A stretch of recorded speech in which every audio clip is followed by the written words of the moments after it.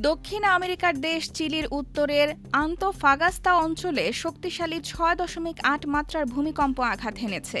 সোমবার স্থানীয় সময় বিকেলে এই ভূমিকম্প অনুভূত হয়, তবে তাৎক্ষণিকভাবে কোনো হতাহত বা বড় ধরনের ক্ষয়ক্ষতির খবর পাওয়া যায়নি। চিলি বিশ্ববিদ্যালয়ের জাতীয় ভূকম্পন কেন্দ্র জানিয়েছে, ভূমিকম্পটির উৎপত্তিস্থল ছিল কালামা শহরের দক্ষিণে প্রায় ১২ কিলোমিটার দূরে। কম্পনটি আশেপাশের বিভিন্ন এলাকাতে অনুভূত হয়েছে। ভূমিকম্পের পর চিলির হাইড্রোগ্রাফিক ও ওশেনোগ্রাফিক সার্ভিস জানায়, এই কম্পনের ফলে সুনামি হওয়ার মতো পরিস্থিতি তৈরি হয়নি, তাই উপকূলীয় এলাকায় কোনো সুনামি সতর্কতা জারি করা হয়নি। প্রশান্ত মহাসাগরীয় রিং অব ফায়ার অঞ্চলে অবস্থিত হওয়ায় চিলিতে প্রায়ই ভূমিকম্প হয়। নাজকা ও দক্ষিণ আমেরিকান টেকটনিক প্লেটের সংঘর্ষের কারণে দেশটিতে নিয়মিত ছোট বড় ভূমিকম্প আঘাত হানে। সবশেষ ২০১০ সালে ৮.৮ মাত্রার আরেকটি ভয়াবহ ভূমিকম্প ও সুনামিতে ৫ শতাধিক মানুষের মৃত্যু হয়েছিল।